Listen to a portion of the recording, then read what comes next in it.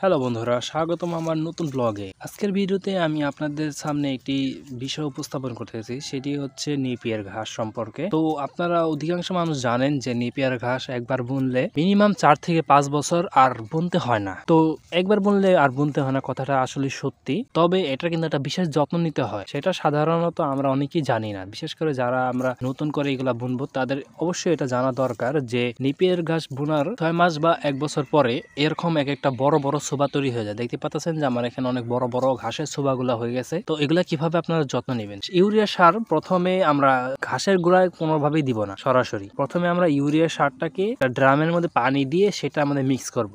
অবশ্যই ভালো করে মিক্স করতে হবে। মিক্স করার পরে প্রত্যেকটা ঘাসের গোড়ায় মেপে মেপে 1 মগ কিংবা 2 লিটার করে আমরা দিয়ে দিব। তো এটা আপনারা একটু অনুমান করে নেবেন, কারণ একটু বেশি পড়ে গেলে কি গাছটা মরে যেতে পারে। মিনিমাম 1.5 থেকে 2 লিটার পানি হলেই চলবে। প্রত্যেকটা ঘাসের গোড়ায় 1.5 থেকে 2 লিটার পানি দেওয়ার পরে 7 থেকে 10 দিন পরে দেখতে পারবেন আপনার ঘাসের গোড়াগুলো বেশ পুকি দিয়ে ভরে গেছে, এবং যে ঘাসগুলো একটু বড় বড় আছে এগুলা মনে করেন 2 থেকে 3 ফিট তো অনায়াসে বড় হয়ে যাবে। তো যাদের নিয়ে একটু ঘাসের সংকট, যারা ঘাস নিয়ে একটু টেনশনে আছেন, তারা সিস্টেম অনুযায়ী কাজ করে দেখতে পারেন, দেখবেন আপনাদের একটু উপকারী হবে। তো আশা করি আপনাদের এই ইনফরমেশনটি ভালো লাগছে। তো ভালো লাগলে অবশ্যই আমার চ্যানেলটি সাবস্ক্রাইব করে পাশে থাকবেন।